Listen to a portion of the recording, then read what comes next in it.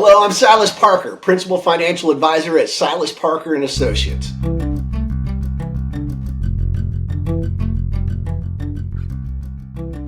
Today we're bringing you a market update, and I'm joined by Brian Duffy, Portfolio Specialist at Morningstar Investment Management. Brian works closely with advisors to interpret market trends and portfolio strategies, and he's here to share insights on what's driving today's markets and what may lie ahead. Brian, thanks for being with us. Let's go ahead and dive in.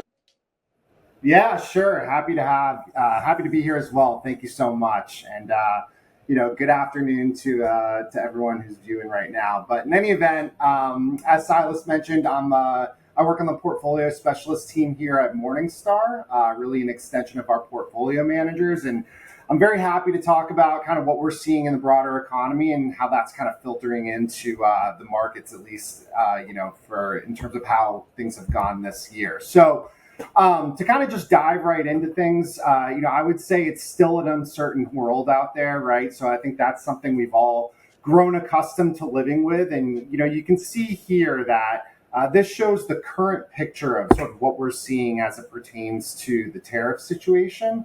I think the point being here is that we went from being in an environment in which the average tariff rate was relatively low, it was at like 2%. And now, in terms of where we are now, it's at about 18%. So if you kind of want to round numbers off, we went from 2 to 20 in very short order, and that comes with a lot of different implications. Now, I totally understand that things can change quite a bit. This is a fluid situation. I know the Supreme Court is taking a look at sort of the overall tariff situation right now, and they might have a ruling on that in November, and that could change the landscape quite a bit.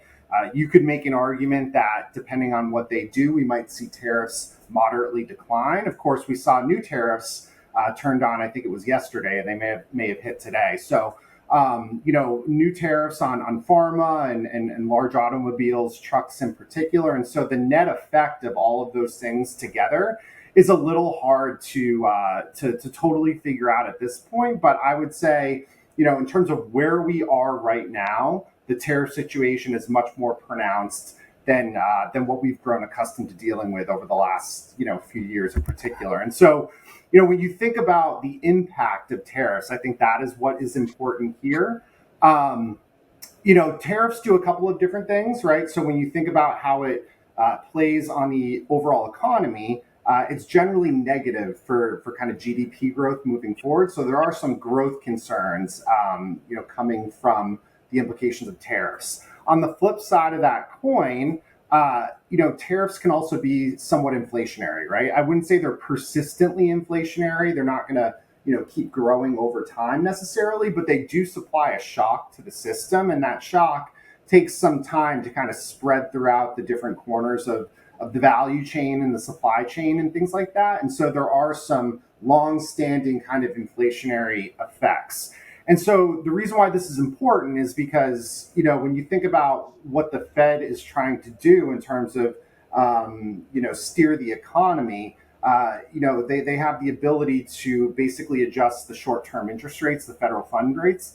And, when you combat negative economic growth, you generally lower rates. When you're combating inflation, you generally raise rates, right? So you have this sort of two forces kind of going against one another in sort of opposite directions here. And so at this particular point in time, you have to kind of look at each one independently and assign a higher weight to which one is having more of an impact, right? And so I would say from our perspective, from the perspective of a lot of different other market participants, and I think from the stance of the Fed right now, I think, lagging employment, general concerns around growth, that seems to be carrying a higher weighting than the moderately higher inflation that might be expected from tariffs. And so, when you think about that and you weigh those probabilities, you could make an argument that the path forward looks like lower interest rates. And so we also, we saw the Fed lower rates by 25 basis points not too long ago. We think that path will continue into the future. And ultimately, obviously, if rates come down, that's usually in response to some, cracks in the economic armor. But when you think about asset class performance, lower rates are generally supportive of a variety of different asset classes across the opportunity set. So we think there are some bright spots to look forward to there. But you can see here, from our perspective, again, we think the trajectory of interest rates ultimately is going down. You can see, I would say, going out to the end of 26 in particular, that's when we think interest rates will normalize somewhat. And, I say normalize in the sense of coming down to around 3% roughly. We're at about slightly over 4. I think we're at 4.08 right now. We were at 4.33 and we were in the fives not too long ago. So when you think about relative to historical averages, we have been in a very high rate environment. And so ultimately, I think that should moderate and come down given kind of the economic backdrop and what we've seen come out of the Fed. Interestingly enough, right, there are these concerns around the general economy. Again, some of the data is looking a little softer, employment data, payroll data, manufacturing data, so on and so forth. But the economy is a little bit independent of the market, right? I think a lot of people can kind of lump those two things together sometimes, and they really are independent, right? So when you look on, when the Fed's looking at economic data, it's generally backward looking and they're looking on sort of a lagged basis. And when you look at the market, that tends to be somewhat of a forward-looking mechanism, right? And so the market is seemingly looking through a lot of this stuff, particularly as it pertains to this year. And so you can see here across asset classes, the performance has been quite strong. So, looking at the United States in particular, the S&P 500 has returned over 12%. From a market cap perspective, large caps have outperformed both small and mid caps over the course of the year. Growth has certainly been in favor over value, as it's generally been a risk-taking environment, and people willing to take risk have been rewarded quite a bit over the course of this year. And then looking at international equity performance, I would say this is, I don't want to say surprising, but relative to kind of what we've grown accustomed to seeing over the last several years, slightly different, right? And so when you look at international equities, they've delivered fantastic returns over the course of the year. International equity markets measured by the EFA index is up, nearly 24%. And so I think there are a few things going on here. Obviously, there's concerns around kind of the viability of the U.S. economy overall. And so people probably are looking for sources of return elsewhere. There's way less valuation risk outside of the U.S. right now because, they're just trading at lower multiples. And then also, again, sort of aligned with the general uncertainty, we've seen sort of a downward trajectory in terms of U.S. dollar movement over the course of the year. And when you think about that from the perspective of an international equity investor, that's generally good for returns. It tends to inflate returns when the dollar goes down. So all of those things kind of together have really played out for a nice story in connection with non-U.S. equity performance. And then lastly, looking at fixed income, relatively strong absolute returns across the board. Not as high as the equity markets, but certainly positive nonetheless. And then when you look kind of within fixed income, similar sort of risk on, risk off environment in the sense that, the riskier areas of the opportunity set have tended to do better. And so you can see, corporate bonds, high yield, emerging market debt, they've kind of outperformed those traditional, more defensive government-like exposures, relatively speaking. In terms of kind of broad market performance, right? So, obviously the returns have been quite strong, but we've also seen a little bit of a shift in terms of, market leadership. And so, this shows the Mag 7 names. I think this is something that, a lot of folks are pretty familiar with. It's been the select handful of names that have kind of driven overall market performance for quite some time. You think of the Metas, the Microsoft, the NVIDIAs. They are still very much delivering, strong absolute returns and kind of carrying market performance. But what you'll notice is that when you look to the other sort of Mag 7 names, they're not all, totally up there. Whereas before, it was like every Mag 7 name was just going through the roof. Now we're starting to see some of that unwind a little bit. And so this exhibit is a little dated, but the story still resonates. I would say In terms of negative performance, Apple is still down over the course of the year. Google, I think, has reversed trend a little bit, and perhaps Tesla too. But for the most part, what we are seeing is that the really solid performers aren't doing as well as they used to. And then also some of the ones that were doing well before are actually in negative territory. And so what this signifies is that the market is starting to broaden out, right? So when you hear about, there's so much market concentration and it's just been, carried by a few different names. Well, I think that narrative is starting to change a little bit. And when you think about the implications of that, it means other parts of the market are going to start to do well, arguably, right? So when you think about, what's one of the core tenets of kind of modern portfolio management, it's running a well-diversified portfolio, spreading your risk around so that you're not overloaded in one particular part of the market versus another. This is showing that moving forward, the portfolios that tend to be more diversified versus more concentrated should stand to do well. So, from our perspective at Morningstar, we're all about diversification. We don't want to have all of our risk tied to one asset class or one particular part of the market. And so this is encouraging in our eyes. We want to see the market broaden out because well-diversified portfolios should benefit from that. You can see here just how different the return story is, Mag 7 versus the rest of the market. So we've shown the S&P 500 sort of market cap return, and then we've shown versus an equal weighted return. And you can see during the first half of 24 just how pronounced that market cap weighted return was. So those big names, NVIDIA, doing extremely well, and the overall index kind of, following suit with those names. Then the equal weighted were, that portfolio was returning about a third of the market. Now that spread has narrowed quite a bit. So you can see over the first half of 2025, the overall market returns 6%, but the rest of the market on an equal weighted basis returned 4.6. So that really underscores and shows that other parts of the market are starting to do well. And so you can see this kind of exemplified here. Of course, you've got, the comm services, the technology, the industrials, they've delivered strong returns. It's still very much a growth story out there, especially with artificial intelligence and all of the excitement around that. But there are other parts of the market that are starting to catch up. And if you have your risk spread to some of these other buckets, these exposures are starting to do well.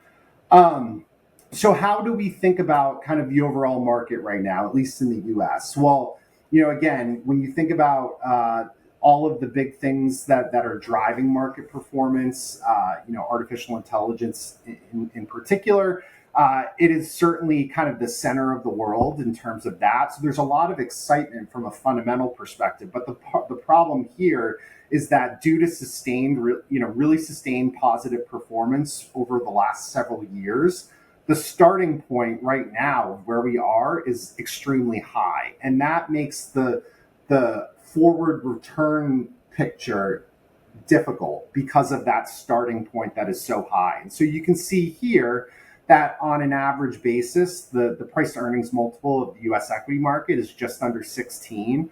To give you a sense of how sort of inflated things are right now, the current multiple is at about 22, right? So again, when you think about valuation risk, you try to weigh the probabilities of upside potential versus downside risk. That downside risk is flashing more in our models right now versus the upside potential. Now, of course, we are a US-based investment manager. We're going to have a core allocation to the US equity market. That's what we are in business to do to a certain degree.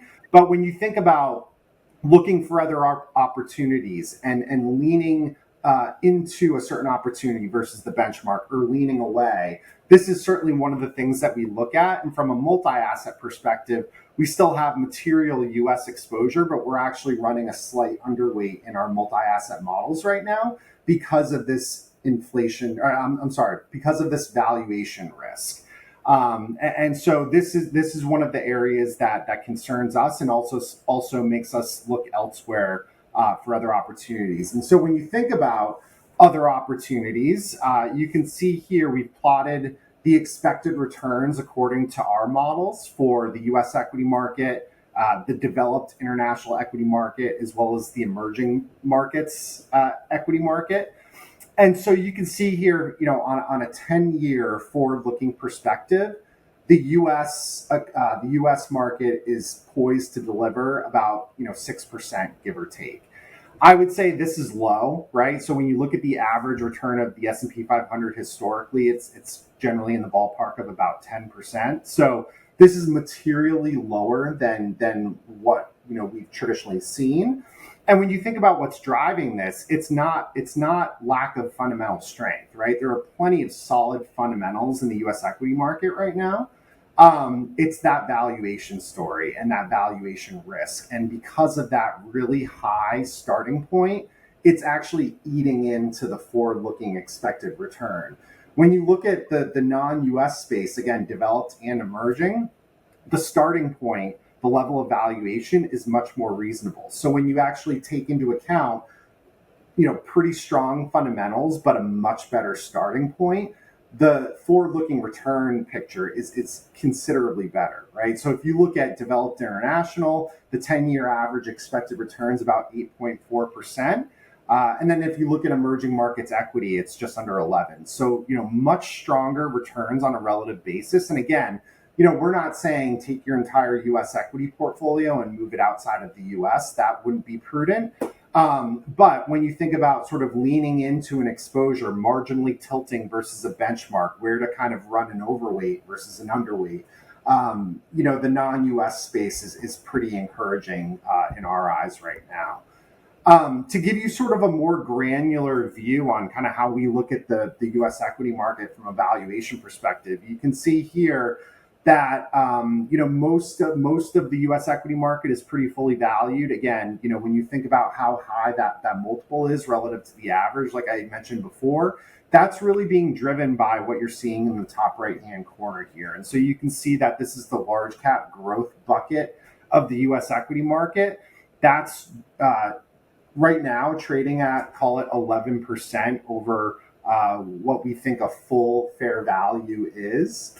And so, ultimately, this is very stretched from a valuation perspective. And, I would say the overall U.S. market is expensive, but there are some pockets of opportunity. And so when you go further down the market cap spectrum and you go from kind of large to small, the valuation story looks quite a bit better there. You can see that small cap value in particular is trading at about an 18%. A 28% discount relative to what we, assign the fair value to be. So when you look for opportunities within the U.S. equity space, the small part of the market, small value in particular, is another point of encouragement there. And so, I think it's important to note that when you're dealing with the small cap space, sizing becomes important because there are some risks there, right?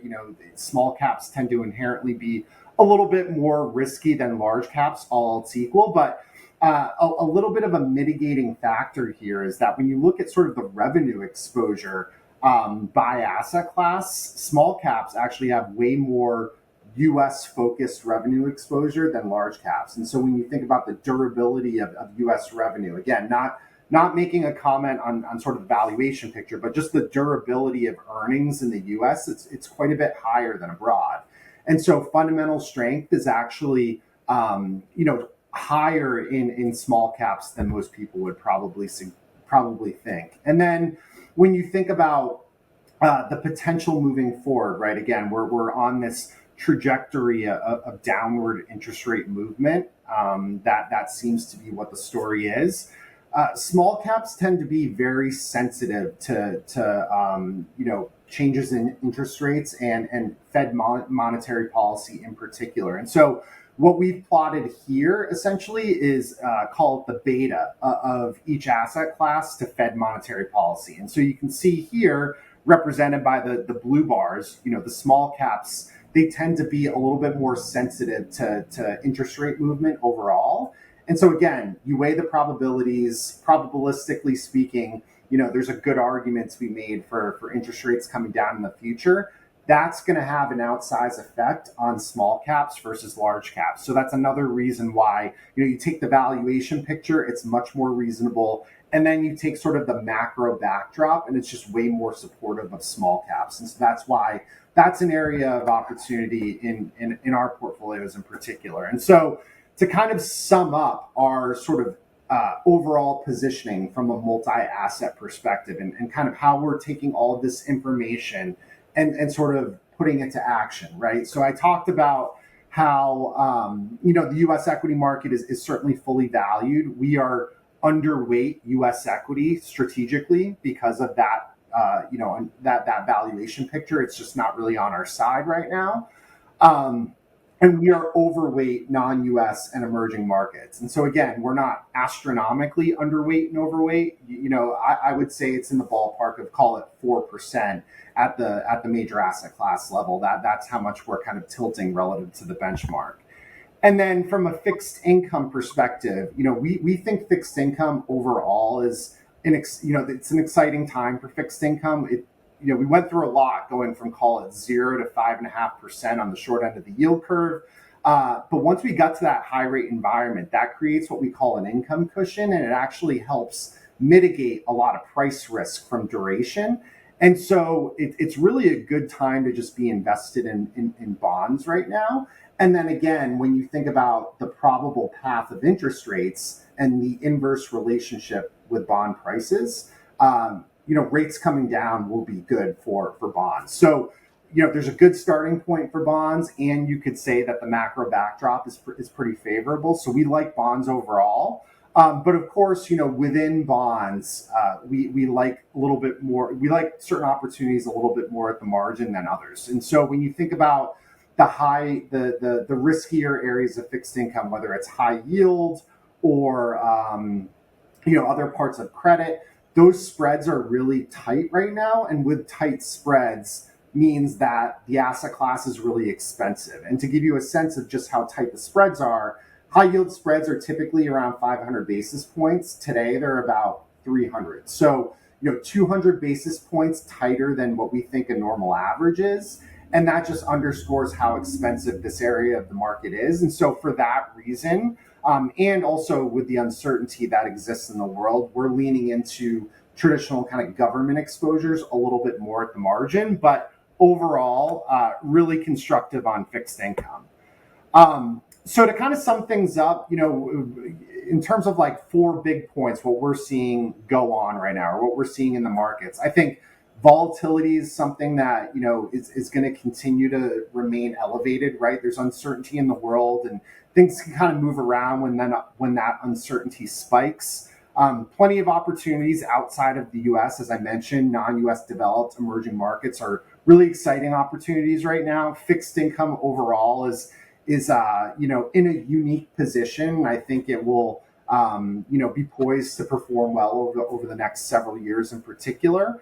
And then, of course, we can't change what's going on in the world, right? Uncertainty is going to happen, and there's going to be things that pop up, and I guarantee there's going to be things that negatively affect the market that pop up. But the point being is that we've all seen the research around trying to time the markets, and no one can really do it well. And so the best course of action is to just kind of, stick to a long-term plan that was constructed with an advisor during times of normalcy, right? It's meant to be your North Star. And these are the times to kind of really stay true to that investment plan.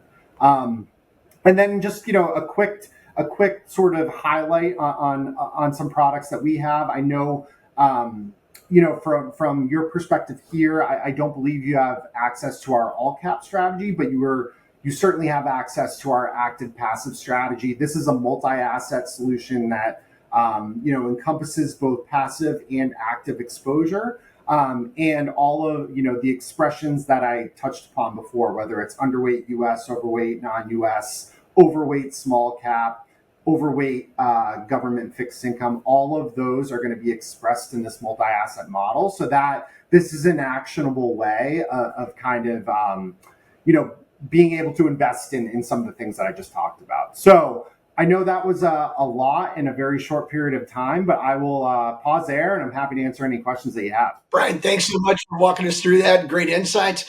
when you were touching on some of the earnings to value, and especially being 20 times over in when we look at large cap and S&P 500, a lot of questions have come up as, are we seeing a bubble? Is this in the fact that Morningstar is moving to kind of mitigate some of that risk by carrying less weight there? But thoughts on that? Is this kind of the types of insights we see showing that a bubble's coming, or where's Morningstar's opinion on that? Yeah, sure. I would say that, our strategic underweight to this part of the market that has, done so well for so long, I hesitate to say that we're worried about a bubble, right? Obviously, a bubble is always a concern, particularly if you lived through the 2000 dot-com bust and all of the stuff that went through with that. I would say when you look at the fundamentals of the U.S. equity market, and then if you look at the, within the growth part of the market and the tech part of the market in particular, the fundamentals are really strong. A lot of the companies in 2000 that were getting, pumped up, they didn't even have any fundamental strength. There were literally no earnings associated with these companies. These companies now have fantastic earnings. So it's not an indictment on the fundamental strength. It's that there's been so much exuberance around this, and the multiples of these companies have expanded more than the fundamentals can justify. And so I don't necessarily think, we're in this huge bubble that's built on a house of cards that will crash down to nothing. It's that things will just kind of need to normalize and come back down to where they should be, right? And so I would expect somewhat of a modest pullback, but I would be surprised if we saw something catastrophic, particularly around this part of the market. Thank you, Brian. When it comes to AI being involved in some of these Mag 7 companies, and some are really doing a great job of implementing AI within inside of their product specter, but when you look at some of the other companies that might be lagging behind, where do you see AI driving those tech sectors going forward, and things that investors should know about? Yeah, so good question. I think, this is sort of me personally speaking here, but I wouldn't be surprised if some of the frontline AI names slow down a little bit, just because a lot of that, strong earning power, a lot of that revenue has already been priced in, and they've already kind of taken off on that good information, that good data. I would imagine that you'd see some kind of second and third order effects start to really benefit from AI. So if you think about companies that really use a ton of information day in and day out, and they can use AI to kind of operationalize in a more organized and better fashion, I would think those exposures would do well. So if you think about some of these financial conglomerates, the Charles Schwab, the JP Morgans of the world, I think those are the names that might really benefit from some of the AI talk and effect going forward. That's not to say the NVIDIAs and the chip makers and the frontline guys are going to do poorly. It's just, I think they've already had their run of super great performance, and I would think some of the second and third order folks might benefit a little bit more moving forward. Brian, thank you so much for sharing insights and being here with us today. For those who tuned in or watching this video, if you'd like to learn more about how Morningstar can be deployed inside of your portfolio, or for a review of your portfolio, please go to silasparker.com. You can schedule a session where we'd love to go through and analyze what you have compared to what optimizations could be made in the portfolio. Until next time, thanks for tuning in for this market update, and we'll see you at the next one. Take care.